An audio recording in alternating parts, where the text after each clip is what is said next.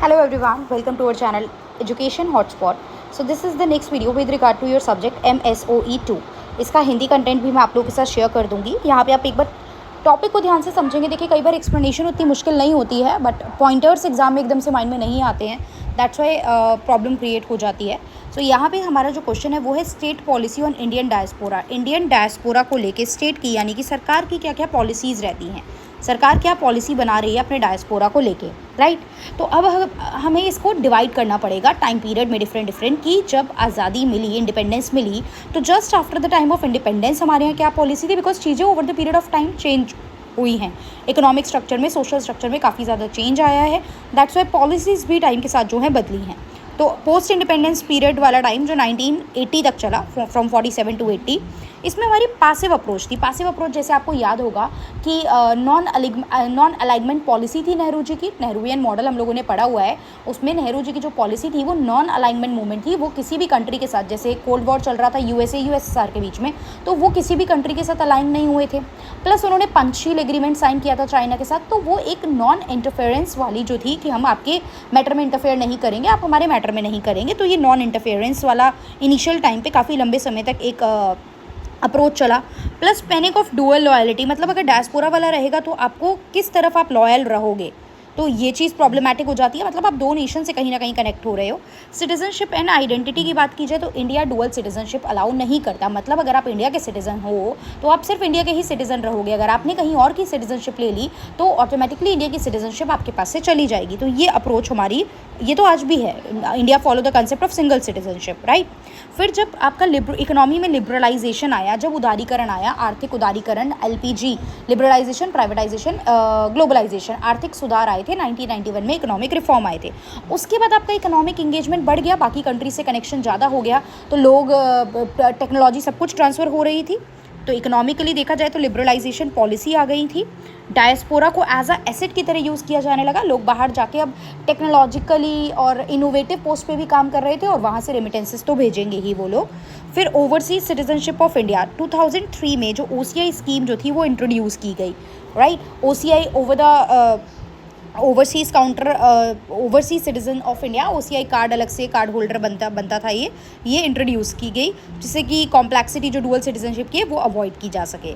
फिर 2000 के बाद आपने कुछ इंस्टीट्यूट भी सेटअप करे, जैसे कि ministry of overseas Indian affairs. अब ये मिनिस्ट्री काम क्या करेंगी, जो इंटरनेशनल मैटर से, अंतर्राष्ट्रीय चीज़ों से ताल्लुक़ रखती हैं, संबंध रखती हैं, वो अंतर्राष्ट्रीय संबंध अच्छे बने रहे, वहाँ पर आपके डायस्पोरा को कोई कॉन्फ्लिक्ट या कोई प्रॉब्लम ना आए, इन सब चीज़ों में डील करेंगी, राइट. प्रवासी भारतीय दिवस 2003 में इसको इनिशिएट किया गया था और प्रवासी भारतीय दिवस सेलिब्रेट किया जाता है जिस दिन गांधी जी वापस आए थे 9 जनवरी को 1950 को from South Africa to India. तो जब वो वापस आए थे उसी डे को यहाँ पे 2003 से डिक्लेयर कर दिया कि हम उस दिन भारतीय प्रवासी दिवस यानी कि NRI डे मनाएंगे, राइट. फिर प्रवासी भारतीय सम्मान अवार्ड भी दिया जाने लगा. बाहर कोई अगर अच्छा काम कर रहा है, कंट्रीब्यूट कर रहा है, इंडियन डायस्पोरा जो है किसी भी चीज़ में कोई एक्सेप्शनल कंट्रीब्यूशन है, तो आप उनको अवार्ड भी दोगे.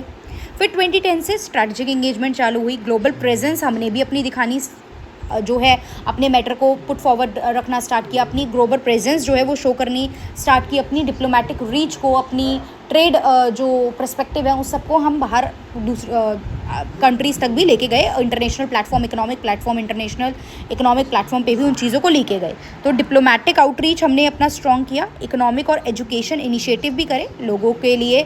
बाहर जो लोग डायस्पोरा रह रहे हैं उनके लिए प्रोग्राम भी स्टार्ट किया कि you can come and visit India. आप भारत आके भारत को देख सकते हो, जान सकते हो भारत को करीब से, क्योंकि उनके एंसेस्टर, ग्रैंडफादर, फादर जो है वो बाहर चले गए, तो बच्चे वहीं जन्मे, तो इतना ज़्यादा कंट्री से अटैचमेंट और टच नहीं रह जाता है. तो इस programme like no India programme, इस तरीके के प्रोग्राम भी स्टार्ट किए गए. सपोर्ट सिस्टम जैसे कि माइग्रेट सिस्टम भी दिया गया, जिससे कि मैनेजमेंट और जो माइग्रेंट लेबर हैं वो प्रॉपर फैसिलिटेट हो पाए, राइट. फिर आपका आया कि 2020, इस समय पे हम क्या फॉलो कर रहे हैं, 2020 ऑनवर्ड्स हम लोग फॉलो कर रहे हैं comprehensive and inclusive approach. Global partnership हम मल्टी लेवल पे बना रहे हैं. देखिए इंडिया बहुत सारी, आसियान, सार्क, ऐसे बहुत सारी ऑर्गेनाइजेशंस होते हैं ना, तो ऐसी बहुत सारी इंडियन ऑर्गेनाइजेशन का अभी हम देखेंगे. रिसेंटली इलेक्शन जैसे ही ओवर हुए तो G7 समिट पे हमारी कंट्री के प्राइम मिनिस्टर जो थे वो विजिट पे गए थे. तो इंटरनेशनली ग्लोबल पार्टनरशिप हम काफ़ी ज़्यादा अलग अलग जगह बिल्टअप कर रहे हैं. प्लस हम फर्स्ट मूवर स्टेप भी ले रहे हैं. कोविड में हमने आगे से आगे वैक्सीन दी, लोगों को जो लोग फंसे हुए थे उनको हम वापस लेके आए हैं बाहर से। तो इंडिया अब सिर्फ एक व्यूअर नहीं है, एक्टिव पार्टिसिपेंट और लीडर बन के सामने इमर्ज होके आ रहा है लोगों के बीच में। तो पेंडेमिक का रिस्पॉन्स में हम वो चीज़ देख सकते हैं। पेंडेमिक में बहुत बड़ी लीडरशिप इंडिया ने ली और बहुत एक्टिव रोल प्ले करा। पॉलिसी इंटीग्रेशन, आपस में पॉलिसी को सब कनेक्ट करके वर्क किया जा रहा है। और डुअल सिटीजनशिप पे डिस्कशन चल रहा है, although it is not there discussion is there कि, बट यहाँ पे अभी India follow the concept of single citizenship only. Done. अब करंट पॉलिसी में क्या है, इकोनॉमिक लिंकेजेस हैं, इन्वेस्टमेंट चल रहा है, स्टार्टअप इंडिया, स्टार्टअप को प्रमोट किया जा रहा है इंडिया में, जिससे इंडिया के वेंचर्स, इंडिया के बिजनेस प्रमोट हो सके। कल्चरल लेवल पे प्रोग्राम किए जाते हैं जिससे इंडिया का कल्चर प्रमोट हो सके, बाहर तक कल्चर रूट्स जो है इंडिया के जा सके। तो ये सब जैसे कि इंटरनेशनल लेवल पे अभी जो भी कल्चरल चीज़ें इवेंट होती हैं वो इंटरनेशनल लेवल पे भी डिस्प्ले किए जाते हैं। क्लियर। उसके अलावा वेलफेयर फंड्स वगैरह भी दिए जाते हैं इंडियन वर्कर्स के लिए जो फॉरेन कंट्री में, उनको कुछ वेलफेयर फंड भी दिए जा रहे हैं if they are not in good condition. अगर वो अच्छी अवस्था में नहीं है तो उनके लिए भी ये चीज़ सोच के चली जा रही है। लीगल असिस्टेंस, उनको लीगल हेल्प भी प्रोवाइड की जा रही है।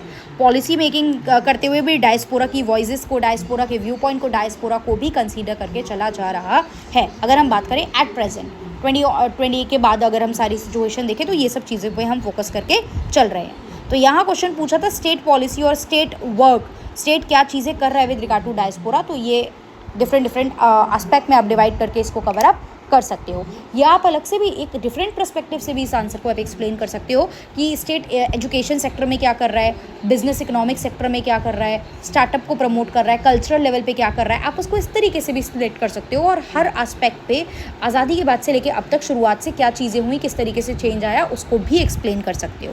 राइट। तो ये क्वेश्चन देखिए ऐसा नहीं है कि हर क्वेश्चन को करने का एक ही तरीका होता है, दो तरीके तो मैंने बता दिए। हो सकता है आप में से किसी के दिमाग में एक तीसरा वे आए to answer this question and that is absolutely right. बस कंटेंट और मैनर ऑफ प्रेजेंस जो है वो सही होना चाहिए, वही सेम चीज़ जानी चाहिए। आप हेडिंग किसी को भी देके आप डिफरेंट वे से उस चीज़ को एक्सप्लेन कर सकते हो। यहाँ पे ये डिवीज़न है ईयर वाइज, पहले ये फिर ये। अब आप कर सकते हो topic dimension wise, economic, social, cultural, political, इस तरीके से, और फिर उसमें थोड़ा एक्सप्लेनेशन को अपने अकॉर्डिंग प्रोसीड कर सकते हो। क्लियर। सो आई होप समझ में आया होगा एंड किसी को कोई डाउट नहीं है। In case you have any doubt तो आपको पता है कि आपको अपना डाउट कहाँ और कैसे क्लियर करना है। So that's all. Thank you everyone.